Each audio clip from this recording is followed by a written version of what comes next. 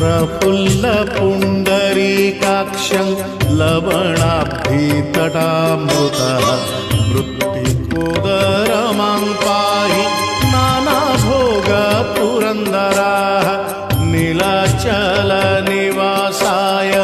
नित्याय परमात्मने बलभद्रसुभद्राभ्यां जगन्नाथाय ते नमः।